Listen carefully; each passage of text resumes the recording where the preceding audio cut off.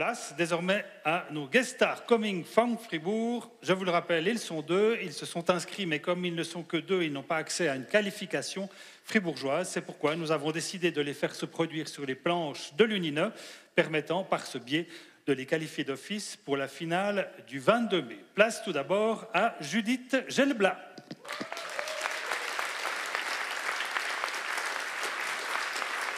Judith, bienvenue. Merci. Vous venez de Lausanne et vous avez fait votre bachelor, votre master en droit à l'Université de Fribourg, puis vous avez fait le diplôme de spécialisation en matière d'avocature à l'Université de Genève. Exact. Depuis 2020, vous poursuivez votre doctorat en droit public à l'Université de Fribourg sous la direction du professeur Jean-Baptiste Zuffré. Et en parallèle, vous avez d'abord occupé un poste d'assistante scientifique à l'EPFL, puis de collaboratrice scientifique à l'Institut pour le droit suisse et international de la construction à l'UNIFR, rien que ça. Et vous revenez tout juste, willkommen zurück, d'un séjour de 6 mois à Munich, passé comme chercheuse invitée à l'Institut Max Planck. Et avec tout cela, vous prévoyez enfin, aurais-je envie de dire, de faire votre stage d'avocate en 2026. Tout à fait. Alors Judith, on revient, comme pour les autres, déjà sur certains points avec vous en vidéo. Moteur.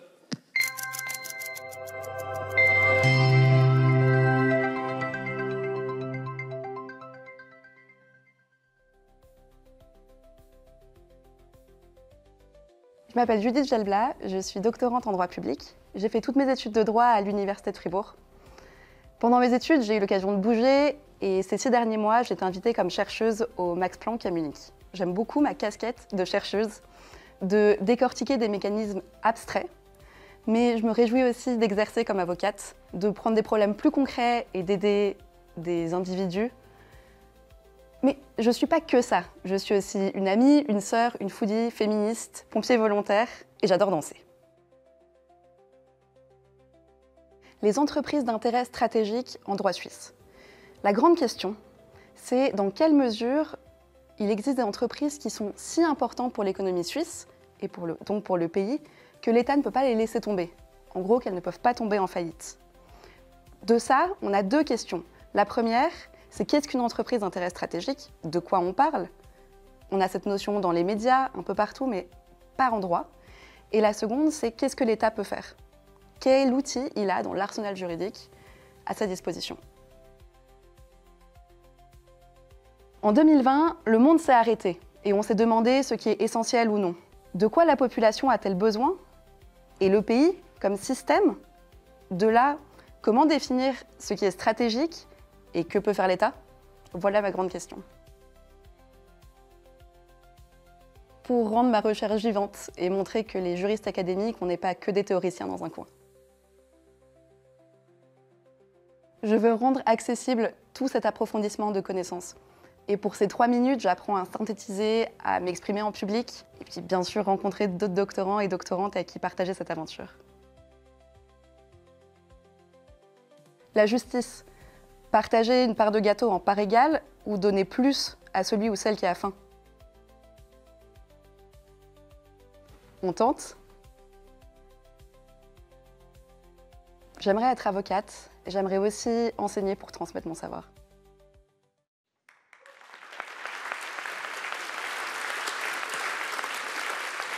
De retour à la JR, à l'Ola des Jeunes Rives avec Judith Gelblat. Judith, pompier volontaire, est-ce que vous avez déjà vécu des situations à risque dans ce contexte? Pas encore, je suis encore en formation, mais ça viendra. Et puis on l'a dit, vous revenez de l'Institut de Max Planck. Qu'est-ce que c'est l'Institut Max Planck? Le Max Planck, c'est une série de microcosmes pour scientifiques dans plein de disciplines où des chercheurs-chercheuses se retrouvent pour disséquer et aller au fond des théories. Et vous m'avez dit que ça vous a aidé à aller plus rapidement dans votre thèse. Oui. Okay. Oui. Bravo. C'était un très bon environnement. Judith, est-ce que vous êtes prête? Oui. La scène est à vous.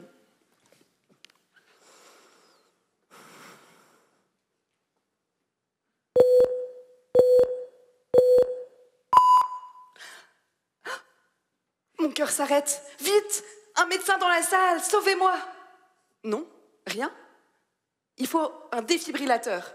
Avec un défibrillateur, vous pourrez m'envoyer une décharge électrique qui me réanimera. À l'échelle de la Suisse, on a aussi un défibrillateur. Je m'explique.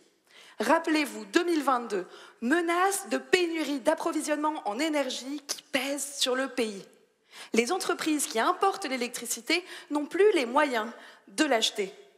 Le Conseil fédéral, dans l'urgence, débloque des fonds. C'est un prêt in extremis qui permet d'assurer notre énergie. Ce prêt, c'est un défibrillateur juridique. Il vient du droit d'urgence et il intervient parce qu'une menace grave pèse sur l'entier du pays. Un choc électrique, une décharge, ce n'est pas anodin, ni en droit, ni en cardiologie. Ça suscite des débats. Est-ce que c'est démocratique? Est-ce qu'on a eu raison de faire une défibrillation juridique? Ces questions, in fine, sont insolubles. Moi, ce que je cherche, c'est est-ce que la Constitution permet à l'État d'intervenir avant l'arrêt cardiaque, l'arrêt du pays? On est en Suisse. La Constitution guide l'activité de l'État et elle nous dit liberté économique des entreprises, liberté d'entreprendre et surtout neutralité concurrentielle de l'État. En deux mots, non juridique, l'État n'intervient pas dans l'économie. Mais pourtant, il intervient. Pourquoi? Parce qu'il a une bonne raison de le faire. C'est quoi cette bonne raison? C'est l'intérêt public. Ça doit guider toujours l'activité de l'État. Mais alors, pourquoi sauver certaines entreprises et pas d'autres? Parce qu'on parle d'intérêt systémique. C'est un intérêt qui apparaît lorsque la défaillance d'une entreprise aura un effet domino sur l'ensemble du pays. Imaginez, pénurie nationale d'électricité, 180 secondes, 180, ce n'est pas assez pour vous expliquer toutes les conséquences.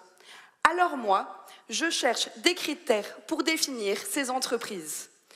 Je les appelle entreprises d'intérêt stratégique. Et ces critères seront juridiques et économiques. Ce modèle existe actuellement pour les banques too big to fail. Pourquoi pas pour d'autres secteurs essentiels? Parce qu'en droit, mieux vaut prévenir que guérir.